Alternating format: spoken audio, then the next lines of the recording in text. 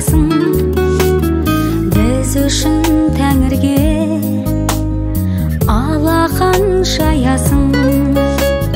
Алладан тілерің, сәулесін шырағыңның, сұрайсың үнемі бақытын құланыңнан. Аяулы анашымай, мейірбан баласынай, мәңгілік жанашырым, бір өзің ғанасыңай. Жаратқан аналардың ғұмырын баян етші, өсірген ұрпағыңның алдында аяулы етші.